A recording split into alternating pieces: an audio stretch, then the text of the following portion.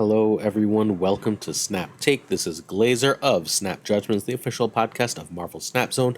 Today, we've got 3 new decks for you, just like we do every single day. But we are also going to talk about the number 1 deck in Marvel Snap right now. It's actually the person in first place is Sizer. He's playing 2 different decks. We're going to talk about the first one today, the next one of those tomorrow. My mind is completely boggled by one of these 2 decks. That's the one we're going to cover today. That's the one with the thumbnail that we're going to take a look at. We are also in the process of doing a giveaway on, yes, this very video, including yesterday's OTA video, and the giveaway will continue going into next Tuesday.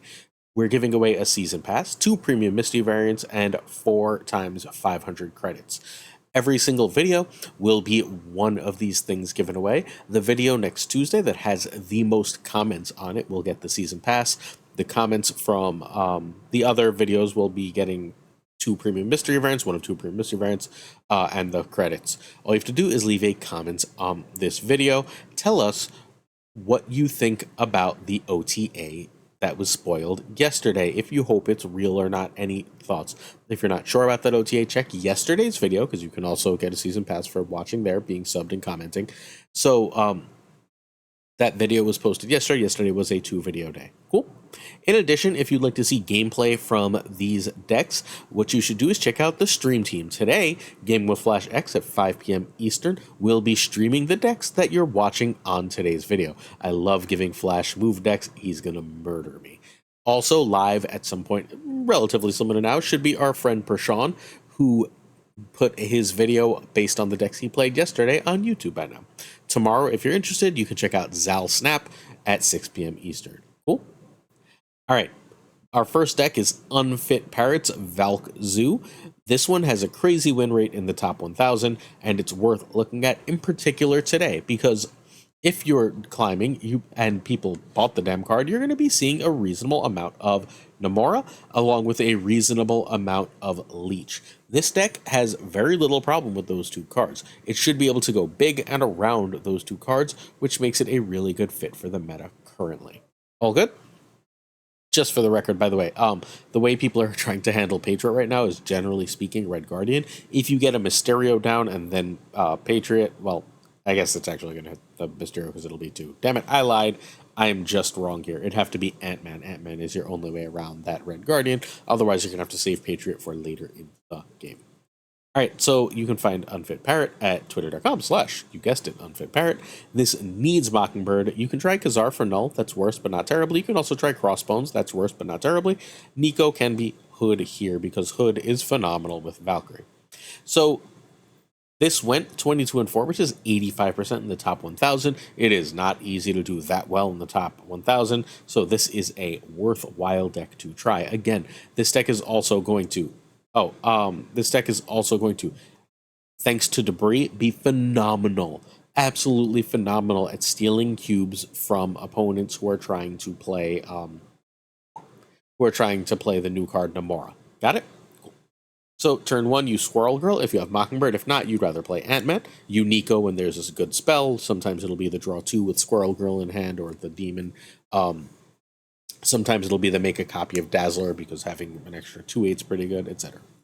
An extra Patriot, so on. Turn 2, Dazzler is generally equal to Mysterio. Again, it depends on if Mockingbird's in hand. If Mockingbird's in hand, then all of a sudden Mysterio looks great. If not, meh. This deck, by the way, because it's running Mysterio in this way, seems like a really, really good-looking home in the future for Sasquatch, who comes out next week. All right, turn 3, Patriot is better than a 2, as in general. Be careful, obviously, based on what they're playing. If you didn't play Squirrel Girl or Mysterio, if you went Ant-Man Dazzler, for example, Shauna is now an excellent play. You can also feel free, if you have Squirrel Girl or Mysterio and you want a free Mockingbird because you have a lot of things to play, that's also a decent time for Shauna. You can also, if you played Ant-Man or Mysterio, just drop a casual Mockingbird on turn 3. It's fine, 3/9. Turn 4, Color Mockingbird. Turn 5, Blue Marvel, or you can play some combination of earlier stuff. This is a pretty reasonable time to drop that Patriot, by the way. And then the last turn of the game, you're dropping Valkyrie, ideally in that Ant-Man lane, but Blue Marvel or Patriot will buff that Valkyrie lane to a win, assuming the opponent doesn't have ongoings, and there's not a ton of ongoing stuff out there, so Valkyrie should be the win. This deck gets real tall and real powerful, and opponents don't know what the hell you're doing. It junks them up with rocks that you then get a power advantage from.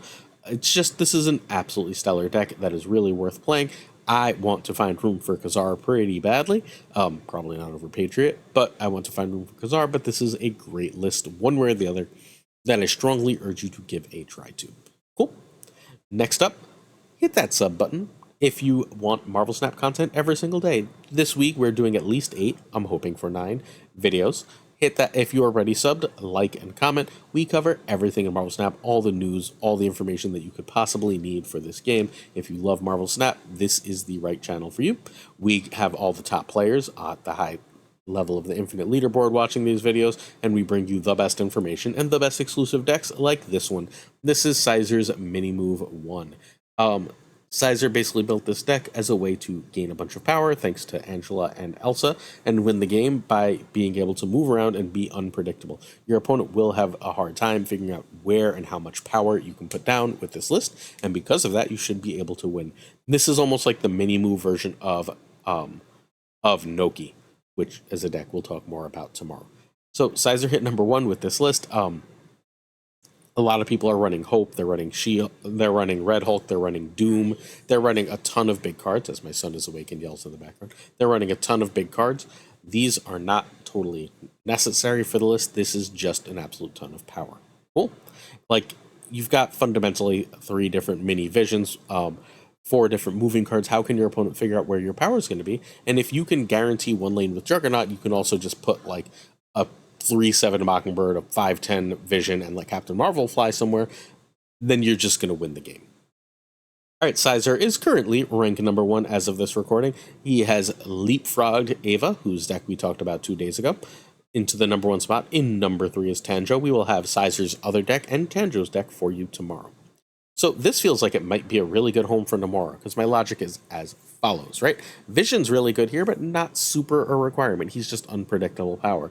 If you leave, if you don't see Angela super early, if you leave Jeff in 1 lane and like Nocturne or Captain Marvel in another, giving them each +5 power, you just made your own Vision and then some, and then you can still do everything else about the combo that you're playing. So that's my logic for this. I might actually also cut Silk for that, but that makes the Craven worse. So a little bit of here, a little bit of there. But I think I'm going to try Namora in this. I think it might be really good. All right, turn by turn. Oh wait, did I cover all the rest? Sorry. Kitty, Elsa, and Jeff are all needed here. You cannot play the deck without those 3 cards, sorry. Nocturne or Silk can be Spidey and Polaris, and Vision can be Namora. All right, this is, again, currently the number 1 deck. Turn 1, Kitty. Turn 2, Angela is better than Craven, is better than one of your mover cards. Turn 3, Elsa is better than Nocturne, and you'll know when to Mobius. If they're playing a Ravonna, you Mobius. If they're looking like they're setting up for some Sarah plays or some like Death plays, then all of a sudden Mobius comes down. If not, you can just ignore the card. He's tech, so you can't get overrun by things that go too big. Turn 4, Captain Marvel or 2/2s. Turn 5, Vision or a card combo. I like Captain Marvel and Kitty an awful lot here, but also perfectly acceptable are Nocturne and Craven, for example, cards like that. And then the important thing, the last turn of the game is, unless they are filling the board, Juggernaut should be able to win you the game. If you can pick a lane that you can get just enough power in, you should be able to win with Juggernaut by stacking there and then going way too big in one of the other lanes. Hopefully that makes sense for everybody. Hopefully this deck works as well for you as it has for Caer, and you climb ranks with it. It's worth remembering, by the way, Juggernaut is an absolute meta beast right now, and 100%, it's Caesar's favorite card, right? Caesar puts it in all the decks, but it's a cube stealer. No one ever expects the Juggernaut. All right, it is Wednesday, so that means it's our custom card challenge. This is part of our friend Drewberry's Discord. Drewberry has been seemingly taking a little break from content. He's doing rival stuff and not Snap stuff. Hopefully he comes back for Snap stuff relatively soon, but we did our custom card challenge this week for the prequel trilogy for Star Wars. So the winner is, and there's only one winner, there were less people participating, but Drewberry a little less active in this one, so if you want to win one of these, no better time, is JD128's Obi-Wan Kenobi. At the start of the game was the keyword, because the prequels are at the start of the series. At the start of the game, this chooses a 1-cost card in your opponent's deck, if possible. This costs 1 if that chosen card is in play. So at the start of the game, It's going to reveal itself, let the opponent know that it's choosing a 1, but it's not going to tell them which one if there's multiple 1s. As my son walks out here making noise. Oopsie. This has several combos. It's really good with Gene, because the opponent will want to fill a Gene lane so they can play elsewhere. They'll play a 1.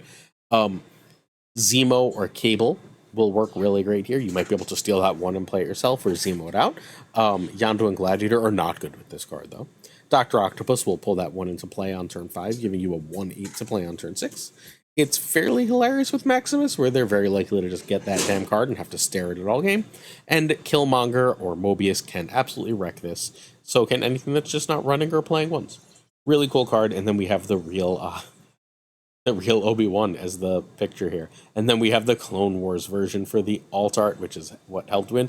And we even have the hello there as the card pops up as a at the start of the game to let the opponent know it's there. It doesn't start in your hand, right? You still have to draw it, but it's going to pop up and choose a 1 at the start of the game. Beautiful idea. Love this deck from Jay.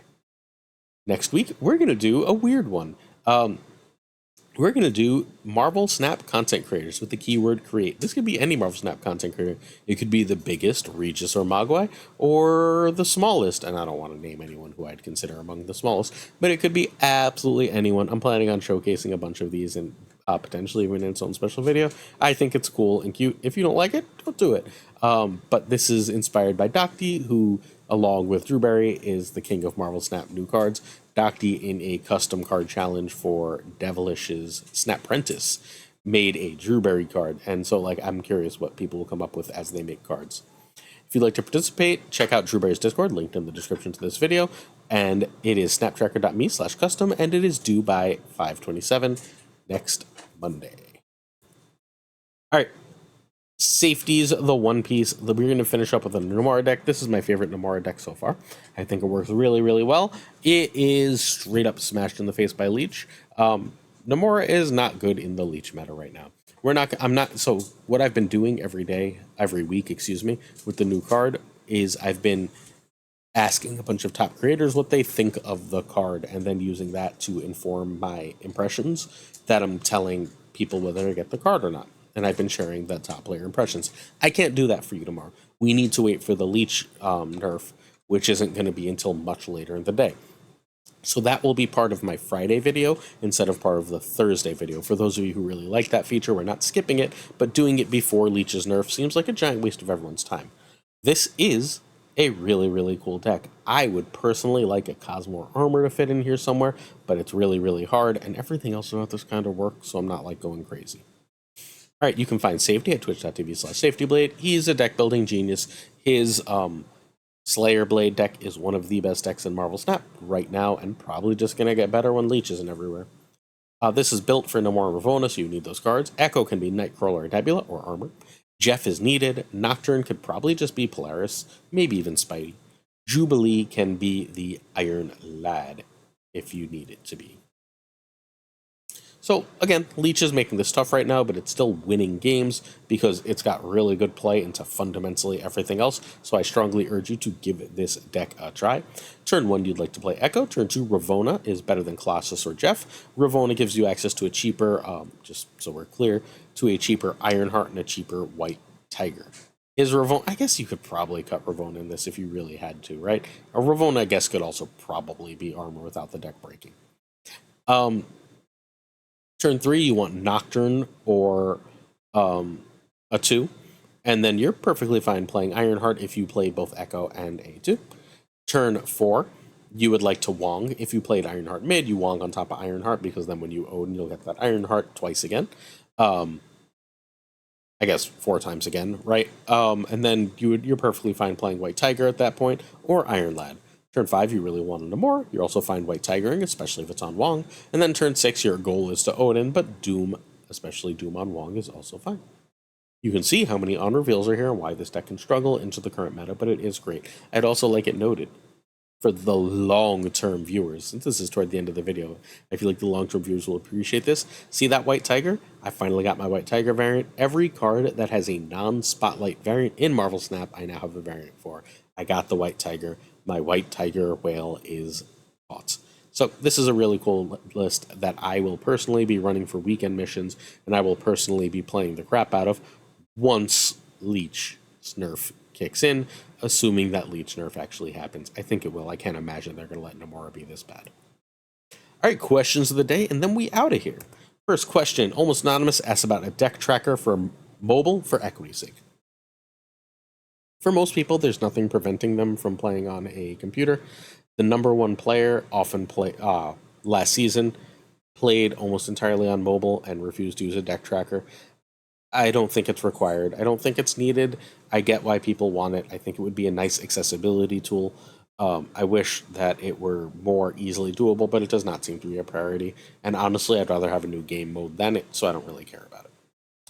Koirei demands a Kang redesign. What if he can move opponent cards? I don't know. I just want a full ground up redesign. I don't want Kang to do what he does now. Just rip Kang down, make him a new card that fits with the big bads, and I'll be happy. What does he do? I don't super care. You want to keep him a 5/0, make him a 5/0 that if you're losing that location, moves every card there to another location.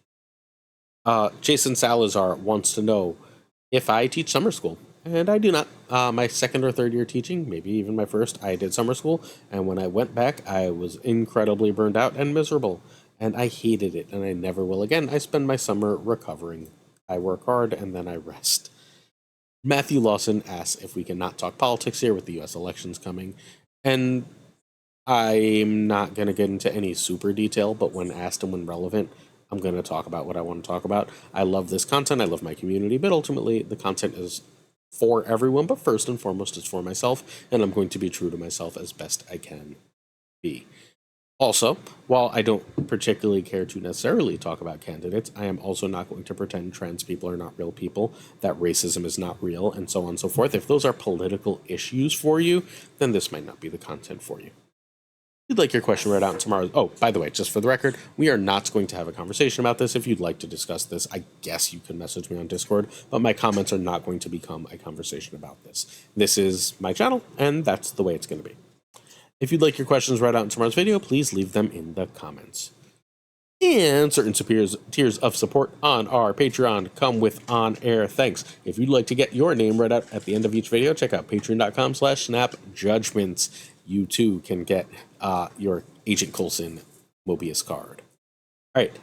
I'd like to say thank you to Abigail Gieslin, Mandatory Burnout, so cool, Cables, much missed, David G. Wingfield, one of the OGs, Direwolf, who I haven't heard from him, I hope he's doing well, Always Kind LAB, FaThorNewman, check him out on YouTube, member of the stream team, Good Dog Gamer, great player, great person, This is The Way, all the way from Scotland, Inc., who I don't know, but I'd like to know better, Jay Nevery, doing great, hitting infinite, JD McDonaldinho is a Twitch streamer, supposedly, maybe one day he'll actually do that again, Caer Tixley, the best question asker in Snap, who asks questions that probably take too long for most of these videos, but they really make me happy.